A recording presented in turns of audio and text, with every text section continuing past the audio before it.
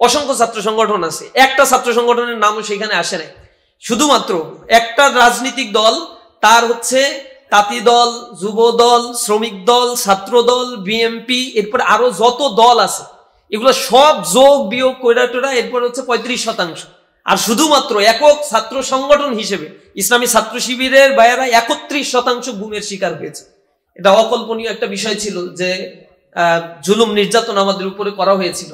এই জুলুম নির্যাতনের পরিক্রমায় জুলাইয়ের যে গণবিপ্লব সংগঠিত হয়েছে, ছাত্র জনতা রাস্তায় নেমে এসেছে, বুকের তাজা রক্ত বিলীন করে দিয়েছে, মানুষকে মুক্ত করার প্রয়াস তাদের অন্তরে আমরা দেখেছিলাম।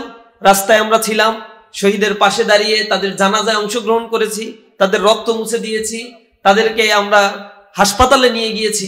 আমরা তাদের চেতনাগুলো তখন কি ছিল, তারা কি চাচ্ছিল, এই বিষয়গুলো আমরা চোখের সামনে পাশে থেকে আল্লাহ রাব্বুল আলামিন দেখার সুযোগ দিয়েছিল। তাদের চিন্তা ভাবনায় তারা ছিল বাংলাদেশে তারা একটা পরিবর্তন চায়, এবং সেই পরিবর্তনের জন্য তারা রাস্তায় দাঁড়িয়ে জীবন বিলীন করে দিয়েছে। তাদের ক্যারিয়ারের কথা তারা ভাবে নাই। একজন মুঠে মজুর, শ্রমিক, রিক্সাওয়ালা, সে জীবন দিয়েছে। সহস্রাধিক মানুষ, 1400 মানুষের অধিক জীবন দিয়েছে। 200-250 ছাত্র, আর বাকি 1200 হচ্ছে সাধারণ মানুষ জীবন দিয়েছে, যাদের বিসিএস এর কোটার কোনো প্রয়োজনীয় নাই। এরপরেও এই মানুষগুলো চেয়েছিল একটা বড় পরিবর্তন। যাদের রক্তের বিনিময়ে দীর্ঘ জুলুম নির্যাতনের পথ পরিক্রমায় আমরা এই সুযোগটা পেয়েছি সুন্দরভাবে প্রোগ্রাম করার। আল্লাহ রাব্বুল আলামিনের কাছে তাদের জন্য দোয়া করি, আল্লাহ রাব্বুল আলামিন যেন তাদেরকে জান্নাতের মেহমান হিসেবে কবুল করেন, আল্লাহ যেন তাদের ভুল ত্রুটিগুলো মাফ করে দেন।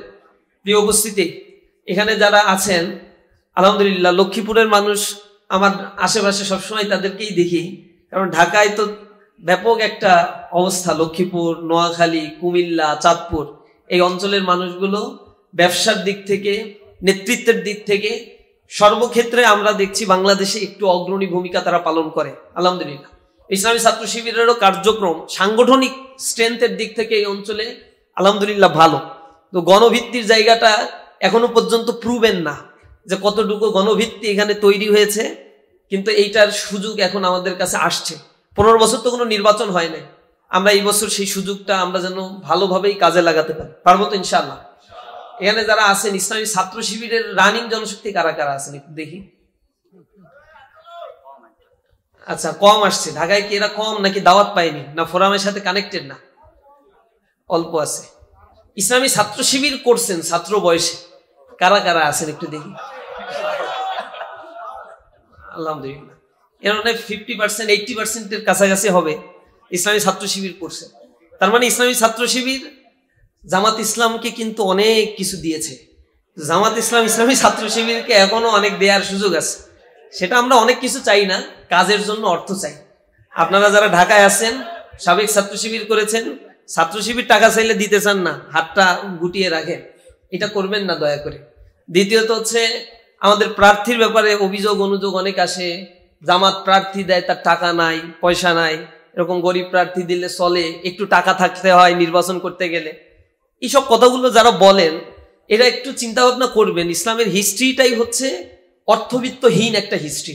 রাসূল করিম সাল্লাল্লাহু আলাইহি ওয়াসাল্লাম যখন যুদ্ধের রসদ সংগ্রহ করতেন, তখন মানে সাহাবীরা, মহিলা সাহাবী যারা ছিলেন, নারী সাহাবীরা তাদের গহনাগুলো রাসূলের কাছে দিয়ে যেতেন। সাহাবা আজমাইন তাদের উপার্জিত অর্থের ম্যাক্সিমাম দিয়ে যেতেন। আবু বকর রাদিয়াল্লাহু তাআলার ঘটনা জানি, ওসমান রাদিয়াল্লাহু তাআলার ঘটনা আমরা জানি, ওমর রাদিয়াল্লাহু তাআলার ঘটনা জানি। এগুলো দান সদকা দিয়েই ইসলামী আন্দোলন শক্তিশালী হয় এবং এতে আল্লাহ বারাকা দান করেন। আর অন্যদেরকে, আবু জেহেল, আবু লাহাব, উতবা, শাইবার তো এত সংগ্রহ করতে হতো না, প্রচুর অর্থবিত্ত ছিল, কিন্তু তারা ডিফিটেড হয়েছে, তারা পরাজিত হয়েছে। সুতরাং দান সদকা করার মধ্য দিয়ে উদারতার পরিচয় দেয়া আমাদের খুবই দরকার। এবং সচ্ছল থাকি, অসচ্ছল থাকি। আল্লাযীনা ইউনফিকুনা ফিস সাররাই ওয়াজ যাররাই ওয়াল কাযিমিনাল গায়জ ওয়াল আফিনা আনিন নাস। আল্লাহ কয়েকটা ক্রাইটেরিয়া বলছেন এখানে, যে যারা সচ্ছল অসচ্ছল উভয় অবস্থায় দান করে।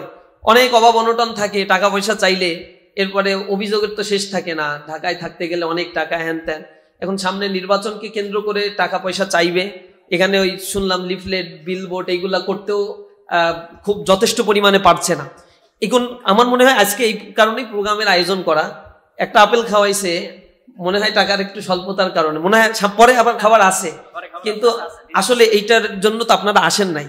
আজকে প্রোগ্রামের আয়োজন করছে আপনাদের কাছ থেকে নেয়ার জন্য কমিটমেন্ট। এইখান থেকে আপনাদের কিছু দেবে এই উদ্দেশ্যে আসলে প্রোগ্রামটা আয়োজন করা, যদিও করে থাকে তাহলে ঠিক হয় না, কারণ ঢাকার মানুষদের কাছ থেকে এইখানে জড়ো হয়েছে আপনাদের আসন, আপনাদের ভূখণ্ডের জন্য একটা আবেদন নিয়ে হয়তো এই প্রোগ্রামটার আয়োজন করা হয়েছে। আমরা বিশ্বাস করি আপনারা সেই চাহিদাটা পূরণ করবেন। আমি আরেকটা আশা করব যে নির্বাচনকে কেন্দ্র করে আমাদের ঢাকায় তো লক্ষ্মীপুরের, রায়পুর, রামগঞ্জ বা হচ্ছে সদরের হিউজ পরিমাণে মানুষ থাকে, শুধু জামাত ইসলামী ছাত্র শিবিরের ভাইয়েরা না, এর বাইরে কোন এলাকায় কে থাকে, কোন মতাদর্শের, কোন পথের, কোন চিন্তার, সকল মানুষের সাথে এখন একটু নিবিড় কানেক্টিভিটি ডেভেলপ করা দরকার, মানুষের কাছে একটু পৌঁছানো দরকার। আপনি ঢাকায় আছেন, নিজ এলাকায় ফোনের মাধ্যমে হোক, ছোট একটা পোস্ট দিয়ে হোক, একটা কন্টেন্ট দিয়ে হোক, প্রত্যেকে নিজ নিজ জায়গা থেকে মিডিয়ার হিসেবে কাজ করতে হবে। বাংলাদেশের ম্যাক্সিমাম মিডিয়াগুলো আওয়ামী লীগ যাওয়ার পরে এখন বিএনপির দখলে চলে গেছে। আপনার আমার কথাগুলো বলবে না, জুলাই আন্দোলনেও আমাদের নিউজ দেয় নাই তারা, কিন্তু নিউজ আদায় করে নিতে হয়েছে, সেটা হচ্ছে আমাদের কাছে সোশ্যাল মিডিয়া ছিল। মিডিয়ার মাধ্যমে এমন প্রেশার ক্রিয়েট হয়েছে, একটা দুইটা মিডিয়া নিউজ করলে বাকিগুলো প্রেশারে পরে নিউজ করতে হয়েছে। সুতরাং প্রত্যেককেই নিজ নিজ জায়গা থেকে মিডিয়ার ভূমিকাগুলো পালন করা দরকার, এবং বর্তমান সময় এটা খুবই সেন্সিটিভ একটা সিচুয়েশন তৈরি করেছে। আপনারা, আমার কাছে যেটা মনে হয়, বাংলাদেশে একটা রাজনৈতিক দল আছে নিজেদেরকে অনেক বড় রাজনৈতিক দল মনে করে, এটা বাই চান্স বড় রাজনৈতিক দল আমার মনে হয়, বা আমি মনে করি বাই চান্স রাজনৈতিক দল মনে করি, কারণ অল্টারনেট আর একটা দল নাই। অর্থাৎ আওয়ামী লীগের উপরে অখুশি হয়ে মানুষ এই দলটাকে ভোট দিত, কিন্তু তার পপুলারিটির কারণে না বড় দল হয়ে গেছে বাই চান্স তারা, এই কিন্তু জনপ্রিয় না, খুব বেশি জনপ্রিয় না। এখন আবার আওয়ামী লীগ তো নাই, তার পুনর্বাসন হওয়ার আর কোনো সুযোগ নাই, এই ফ্যাসিস্টটা বিদায় নিয়েছে। এখন জামাত ইসলামী একটা বড় শক্তি হিসেবে আবির্ভাব ঘটেছে, কিন্তু 15 বছর তো জামাতের কথাগুলো, এই দ্বীন ইসলামের দাওয়াতগুলো আমরা মানুষের কাছে পৌঁছাতে পারি নাই, মানুষের কাছে ইসলামী শাসন কি, শরিয়া কি, এটা বুঝাতে পারি নাই। শরিয়া বলতে মিডিয়া কুয়ের মাধ্যমে, মিডিয়া ট্রায়ালের মাধ্যমে পশ্চিমা অপসংস্কৃতি আর কালচারাল হিজিমনি দিয়ে আমাদের পার্শ্ববর্তী যে ভারত তার আধিপত্যবাদ বিস্তার করেছিল, এরা সবসময়ের জন্য আমাদের শত্রু। আল্লাহ রাব্বুল আলামিন কোরআন শরীফের ভিতরে 1500 বছর আগে এই শত্রুকে আইডেন্টিফাই করে দিয়েছেন। লাতাজিদান্না আশাদ্দান নাসি আদাওয়াতাল লিল্লাযিনা আমানুল ইয়াহুদা ওয়াল্লাযিনা আশরাকু, ইহুদি গোত্র আর মুশরিক যারা, এরা আজীবনের জন্য আমাদের বিরোধিতা করবে, ইসলামকে তারা সহ্য করতে পারবে না। তারা এমন একটা কালচারাল হিজিমনি দিয়েছে আমাদের এখানে, যে হিজিমনি দিয়ে তারা আমাদের বুঝাইছে শরিয়া মানে হচ্ছে হাত কাটা আর বোরকা পরা। এটা শরীয়তের শত শত বিধানের মধ্যে ছোট্ট কিছু বিধান, এরপরও এর কিছু স্টেজ আছে, কিন্তু শরীয়ত বলতে ওই যে আমরা টেলিভিশনে গেলে মহিলারা মুস্কি হাসি হাসে আর এগুলো বলে, আপনারা কি শরিয়া আইন বাস্তবায়ন করবেন, তার মানে হাত কাটবেন, বোরকা পড়বেন। বাংলাদেশের ফৌজদারি দণ্ডবিধি, এইখানে তো আরো বেশি বেশি কঠিন কঠিন বিধান আছে, যে দর্শন করলে তাকে ফাঁসি দিয়ে দিতে হবে। ইসলামও সেই একই বিধানের কথাগুলো বলছে, ওইটা নিয়ে তাদের আলোচনার বিষয় না। ট্রেডিশনাল এই ল নিয়ে অথবা হচ্ছে ব্রিটিশদের প্রচলিত সেই আইনগুলো নিয়ে তাদের কথা না। এখানে অনেক কাঠিন্য আইন আছে যেগুলোর মাধ্যমে মানুষের মৌলিক মানবিক সকল অধিকারগুলোকে নষ্ট করা হচ্ছে। জেলখানায় গেলে দেখবেন ডান্ডাবেরি পড়ায়, আমাদের তো ডান্ডাবেরি পড়াই রিমান্ডে নিছে। আমি একদিন জেলারকে বলতেছি যে আপনারা এই আধুনিক যুগে এসে ডান্ডাবেরি না পড়ায়, এগুলো বাড়ি দেওয়ার সময়ও পায়ে আঘাত লাগে, তাতে আমাদের ভাইরা অসুস্থ হয়ে পড়ে, পা ভেঙে যায়। আপনারা একটু মেশিন করতে পারেন না, যে হাত করা যেভাবে পড়ান ওইভাবে পায়ে একটা মাঝে একটা পড়াই দিবেন, তাইলেই তো হয়। বলছে না না, এগুলো আগের থেকে সিস্টেম, এগুলো আইন। মানবিকতা যার সাথে যায় না, তৎকালীন সময় তো এরকম জিনিস আবিষ্কার হয় নাই, তখন হচ্ছে ডান্ডাবেরি পড়াইতেন, পিটাই পাটাই ঠিকঠাক করতেন, লোহা টোহা এগুলো ঠিক আছে। এখনকার সময় এগুলো চেঞ্জ হয় না, এগুলো মানে আমি বলছি জেলখানার মধ্যে এতটুকু মানবিকতাও তারা দেখায় না। প্রচলিত আইনগুলো যেগুলো আল্লাহর বিধান না, এগুলো মানব রচিত বিধান, কখনো মানুষকে শান্তি দিতে পারে নাই, পারবেও না।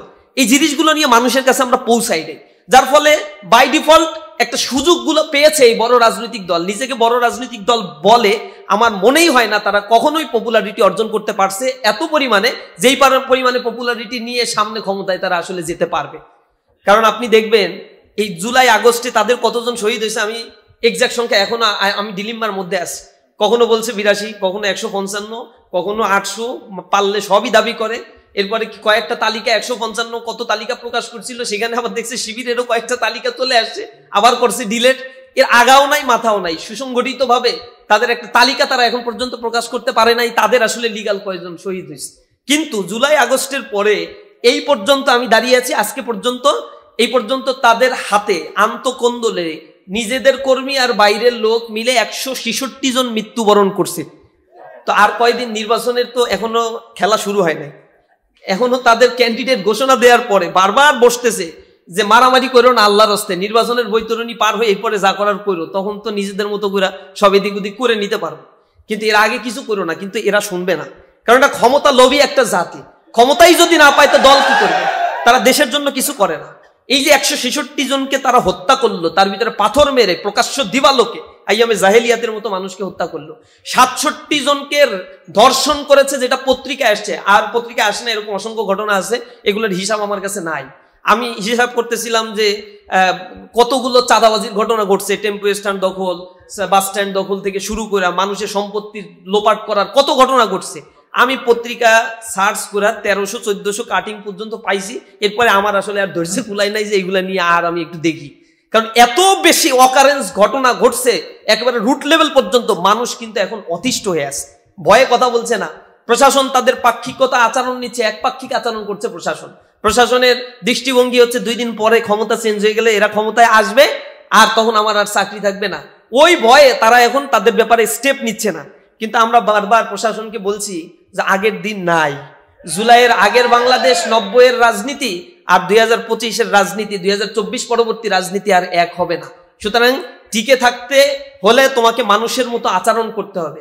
তুমি আগের মতো ফ্যাসিবাদী আচরণ করবা। কোরআনের প্রোগ্রামগুলো হচ্ছে, আওয়ামী লীগও এত দ্রুত এত বড় স্টেপগুলো নেয় নাই। তারা মাহফিলে বাধা দিচ্ছে, তারা এই যে আমাদের নোয়াখালী, এরপরে ওই অঞ্চলগুলোতে মসজিদের ভিতরে আমাদের ভাইদেরকে রক্তাক্ত করছে। গতকাল আজকেরও ঘটনা দেখলাম, আমাদের বোনেরা কোরআনের তালিম করে সেখানে গিয়ে তারা বাধা দিচ্ছে। এরা এখন কোরআনের গণশত্রুতে পরিণত হয়েছে। এটা লজ্জাজনক বিষয়। যাদের সাথে এত দিন ধরে আমাদের পথ চলা ছিল, তারা আজকে স্বার্থের কারণে বিরোধিতা করা শুরু করেছে। এতদিন পাশে ছিল কারণ জামাতের ভোটগুলা নিতে খুব মজা লাগছে, এখন যখন তাদের হাতে ঘা লাগছে তখন জামাতের বিরোধিতা করতেছে। মনে রাখবেন, বিএনপি জামাতের ম্যান্ডেট ছাড়া একবারও ক্ষমতা যাইতে পারে নাই।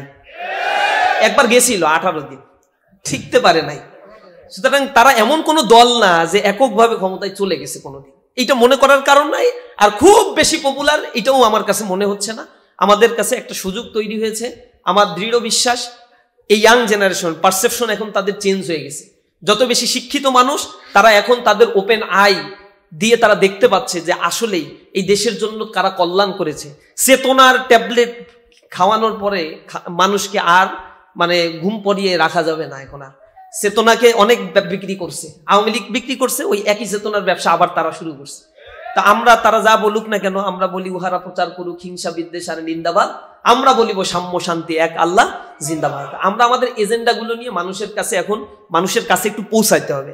আপনি যদি এই মানে ঢাকায় বসা আর এই 2-1টা মিটিং সিটিং করে ফেসবুকে পোস্ট আর কমেন্ট লেখা সুবহানাল্লাহ আলহামদুলিল্লাহ পড়া মনে করেন যে কি হাইপ উঠছে, এমনিই তো জিতে যাব, এরকম আত্মতুষ্টি কিন্তু আমাদের পরাজয়ের বড় একটা কারণ হয়ে যেতে পারে। সুতরাং আমাদেরকে কাজ করতে হবে। ঢাকায় বসে আমি একটু তালিকা করি যে আমার অধীনস্থ অন্তত 500 লোকের সাথে কন্ট্যাক্ট করব, পার্সোনাল সম্পর্কের কারণে তার কাছে আমি এই দাঁড়িপাল্লার মেসেজটা একটু পৌঁছানোর জন্য চেষ্টা করব। এটা আমার জন্য একটা কাজ হবে ঢাকায় যতদিন থাকি। এরপরে ময়দানে গেলে তো আমি কাজ করবই। আমাদের চরিত্রগুলো, ইসলামের বিধানগুলো যদি মানুষের কাছে বোঝানো যায়, এটা কোশ্চিনকালেও সম্ভব না একটা মানুষ ইসলামের বিধান জানার পরে ইসলামের বিধানের ব্যাপারে বিরোধিতা করতে পারে, এটা কোশ্চিনকালেও সম্ভব না। কারণ এটা আল্লাহ প্রদত্ত একটা বিধান। আল্লাহ মানুষকে সৃষ্টি করেছে, যে রব আমাকে সৃষ্টি করেছে, আমার জন্য কোন আইনটা সবচেয়ে বেশি সুইটেবল আল্লাহ রাব্বুল আলামিন এটা সবচেয়ে বেশি ভালো জানেন। সুতরাং যিনি সৃষ্টি করেছেন তার আইন এই সমাজে বাস্তবায়ন হলে একটা কল্যাণমুখী রাষ্ট্র প্রতিষ্ঠা হওয়া সম্ভব। যে পরিমাণ দুর্নীতি হয়েছে আপনি দেখছেন, পদ্মা সেতু, এরপরে হচ্ছে মেট্রো রেল। মেট্রো রেলের তো এখন বেয়ারিং প্যাড খুলে খুলে মানুষ মারা যাওয়া শুরু করছে। কয়দিন আগে বানাইলো, 1-1.5 বছর পার হতে পারলো না, ফ্যাসিবাদ পালাইলো, এই জিনিসগুলো আবার ভাঙা শুরু করছে। আল্লাহ ভালো জানে কোন দিন ভূমিকম্পে এই সব কিছু ভেঙে তছনছ হয়ে যায়। অথচ ভারতে এবং টোটাল এশিয়ার মধ্যে সবচেয়ে ব্যয়বহুল করে এই মেট্রো প্রজেক্টটা বাস্তবায়ন করা হয়েছে। একই রকম সিচুয়েশন, একই রকম এনভায়রনমেন্ট, একই রকম ইনস্ট্রুমেন্ট, এইগুলো দিয়ে ভারতে মেট্রো রেল প্রজেক্ট চালু করতে যে খরচ হয়েছে তার চাইতে 5 গুণ বেশি খরচ করে বাংলাদেশে মেট্রো রেল প্রজেক্ট বাস্তবায়ন করছে। এটা বুঝেন কি পরিমাণে দুর্নীতি যে করছে। পদ্মা সেতু করতে গিয়ে কয়েক দফা ডিভাইস বাজেট করতে হয়েছে। $240 বিলিয়ন সে পাচার করেছে এই বাংলাদেশ থেকে। দুর্নীতির আখড়াখানা তৈরি করছে। আর এখন যারা আবার আশা ভরে আছে, বুক ভরা আশা নিয়ে আছে, ক্ষমতায় আসবে, 17 বছর খাইতে পারে নাই, এগুলা খাবে, লুটপাট করবে, তাদের এখন পর্যন্ত দুর্নীতির যে হিসাব কিতাব আমরা টুকটাক এদিক ওদিক দেখতে পাই, এগুলো যদি তাদেরকে সঠিকভাবে তদন্তের আওতায় নিয়ে আসা হয়, তাদের ক্যান্ডিডেট যাদের ঘোষণা দিবে, এটা কষ্ট হয়ে যাবে তাদেরকে এই আসনে জেতা বা নির্বাচন করা। আসলে আমরা বিশ্বাস করি আমাদের যে ক্যান্ডিডেটরা রয়েছে ফ্রেশ মাইন্ডেড, চারিত্রিক দিক থেকে আল্লাহ রাব্বুল আলামিন আমাদেরকে সেই সক্ষমতা দিয়েছেন, আল্লাহ রাব্বুল আলামিনের গোলামি করার সক্ষমতা আমাদেরকে দান করেছেন, আল্লাহ দ্বীনকে বোঝার তৌফিক দিয়েছেন। আমরা আমাদের এই চরিত্রের পুঁজিটা বাজারে ছাড়তে চাই, তাহলে মুনাফা সহ মূলধন ইনশাল্লাহ ফেরত আসবে। আমি অনুরোধ জানাই আপনারা সবাই নিজ নিজ জায়গা থেকে এটা আমাদের ইসলামী আন্দোলনের একটা অংশ, পার্ট হিসেবে আগামীর দিনের একটা পরিবর্তনের যে ধারাবাহিকতা আমরা দেখতে পাচ্ছি, এই পরিবর্তনটা যেন আমরা কাজে লাগাতে পারি। আল্লাহ রাব্বুল আলামিন আমাদেরকে সেই তৌফিক দান করুন। আজকে যারা উপস্থিত হয়েছেন সকলের প্রতি কৃতজ্ঞতা জ্ঞাপন করছি। ইসলামী ছাত্র শিবির কেন্দ্রীয় সংগঠনের পক্ষ থেকে আন্তরিকভাবে ধন্যবাদ, মোবারকবাদ জানাচ্ছি। আসসালামু আলাইকুম ওয়া রাহমাতুল্লাহি ওয়া বারাকাতুহু। আলহামদুলিল্লাহ করি, আলহামদুলিল্লাহ আল্লাহর কাছে আরো শুকরিয়া আদায় করি। নির্বাচনের পূর্ব মুহূর্তে এরকম ভাবে প্রচার প্রচারণা এগুলো আমরা খুব ছোটবেলায় দেখেছি, যখন নির্বাচন ওইভাবে বুঝতাম না, তবে এটাকে একটা আনন্দ হিসেবে দেখতাম।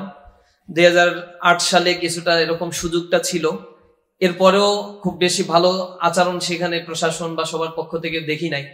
এরপরে যে কয়েকটা ইলেকশন করার সুযোগ হয়েছে এবং সর্বশেষ 24 সাল আর 18 সালের যে নির্বাচনটা হয়েছিল, এগুলো আমি ডামির নির্বাচন, দিনের ভোট রাতে হয়েছিল। এরপরেও আমাদের যারা প্রার্থী ছিল সেই প্রার্থীদেরকে নির্বাচনের আগে ম্যাক্সিমাম প্রার্থীদেরকে গ্রেপ্তার করে ফেলা হয়েছিল। লেভেল প্লেইং ফিল্ড কাহাকে বলে, কত প্রকার কি তার সংজ্ঞায়ন ফ্যাসিবাদের কাছ থেকে নিতে হবে। তারা নির্বাচনে হাত পা ধরে জনগণকে নিয়ে এসেছিল, রাজনৈতিক নেতাদেরকে নিয়ে এসেছিল এবং একবার এক ধরনের প্রতারণার ফাঁদ পেতে এ দেশকে এক মহাবিপর্যয়ের দিকে তারা ঠেলে দিয়েছিল। তখন আমরা নির্বাচন করতে গিয়ে ছাত্রদের পক্ষ থেকে যখন দায়িত্ব ছিল আমার, তখন খুলনা 6 আসন নমিনি গ্রেপ্তার 4 মাস আগে আমরা গিয়ে সেখানে প্রচারণা করতে বের হলেই সন্ধ্যায় আসলে 3-4টা করে মামলা, এরপরে প্রশাসনের 4-5 স্তর থেকে গ্রেপ্তারের জন্য হুলিয়া জারি, এরকম একটা সিচুয়েশন তখন ছিল। আল্লাহর রহমত, দীর্ঘদিন পরে এমন একটা সুযোগ আল্লাহ দিয়েছেন যেখানে আমরা নির্বাচনের কার্যক্রমগুলো সঠিকভাবে নির্বাচনের আগে একটা আমেজ নিয়ে আমরা করতে পারছি। মহান মনিবের কাছে এই জন্য আমরা কৃতজ্ঞতা গুজারি হচ্ছে, আলহামদুলিল্লাহ। আমরা দোয়া করছি শহীদ ভাইদের জন্য, বিশেষ করে গতকাল 28 অক্টোবর ছিল, এই লগি বইটার আঘাতে সারা দেশে ইসলামী ছাত্র শিবির এবং জামাত ইসলামীর 13 জন নেতাকর্মী সেদিন শহীদ হয়েছিলেন। ওই দিন ইসলামী ছাত্র শিবির জামাত ইসলামী দাঁড়িয়েছিল, কারণ বুঝতে পেরেছিল বাংলাদেশ কোন বিপর্যয়ের দিকে যাচ্ছে। কিন্তু আর একটি রাজনৈতিক দল যারা জোট সঙ্গী ছিল, তারা এর বিরোধিতা, প্রতিবাদ, ইসলামী ছাত্র শিবির বা জামাত ইসলামীর যারা শহীদ হয়েছে তাদের পক্ষাবলম্বন করে যে কর্মসূচিগুলো বাংলাদেশে তখন দেওয়ার সুযোগ ছিল, করার সুযোগ ছিল, তাদের পক্ষ থেকে আমরা দেখি নাই। তারা মনে করেছিল এই দলকে মারলে তাদের জন্য ভালো, এরা যত দুর্বল হবে এদের শুধু ভোটগুলা তারা ব্যবহার করবে, কিন্তু অন্য কোনো ক্ষেত্রে তাদেরকে কোনো সহযোগিতার আশ্বাস বা পাশে থাকা এই জিনিসগুলো দেখি নাই। জুলাই আন্দোলন পরবর্তী তাদের চরিত্র আমরা একই রকম দেখতে পেয়েছি। ওই 28 অক্টোবরের এই ঘটনার পর থেকে 2006 সালের পর থেকে ধারাবাহিকভাবে বাংলাদেশে যে কনস্পাইরেসি গুলো হয়েছে, ইসলামী ছাত্র শিবিরের 114 জন ভাই শাহাদাত বরণ করেছে শুধু ইসলামী ছাত্র শিবির, এবং একটা ছাত্র সংগঠন হিসেবে সেখানে আপনারা গুম কমিশনের রিপোর্ট দেখেছেন, সেকেন্ড লার্জেস্ট গুমের শিকার হয়েছে ইসলামী ছাত্র শিবির। বাংলাদেশে অসংখ্য ছাত্র সংগঠন আছে,